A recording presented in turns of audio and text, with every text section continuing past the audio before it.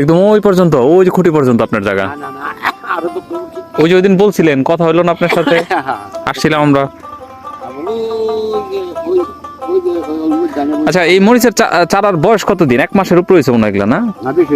1.5 মাস। আর কাকা, এই মরিচ ধরবো কবে, কতদিন পরে? আর আরো মাস আনি না, আরো বেশি?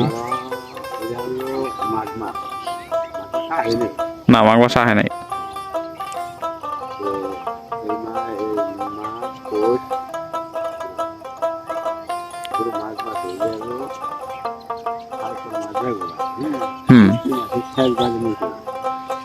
কিন্তু আমার বাসা হইলো এই মাস খানিক আগে হচ্ছে কিছু বোনা হয়েছে, 2টাতে অলরেডি দেখলাম যে মরিচ ধরা শুরু হয়ে গেছে।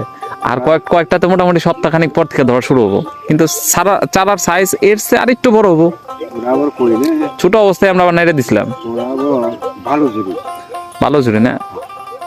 ও, আর মাথা ছিঁড়ে দিছিলাম খুব জাপটা, 6টা 7টা করে ডুগা বেরোইছে। আপনারা কি মাথা ছিঁড়ে দেন? পরে দিবেন না, কয়েকদিন লাগার পরে? এখন তো আর দিবেন না। কয়শো চারার মতো আটবই না মোটামুটি? কিন্তু তাও তো মনে হয় 2-2.5 হাজার চারা আটে।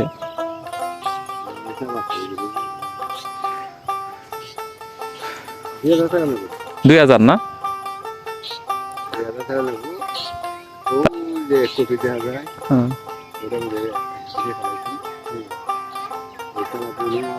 তাতে মরিচের যদি ভালো দাম পান তাহলে পোষাইবো। আর যদি দাম কমে যায়, 300-400 টাকা কেজি যখন হয় ওরকম হইলে, না হলে 200 টাকা কেজি হলেও তো মোটামুটি। তখন তো 30 টাকা হাফ কেজি মনে হয় পাওয়া যায়, 60 টাকা কেজি, 60-70 টাকা কেজি। আর এই পুরো জমিতে মরিচ উঠাইলে মনে হয় 5 কেজি উঠান যায়, ঠিক না? না, একবার উঠাইলে না না, এই পুরা জমির মধ্যে এই ছোট মধ্যে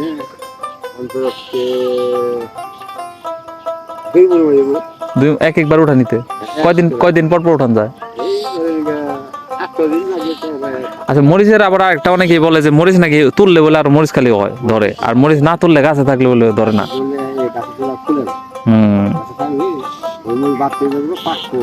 হ্যাঁ,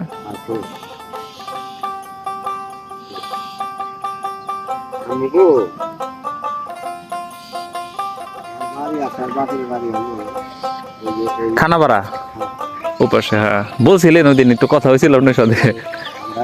আগে থেকে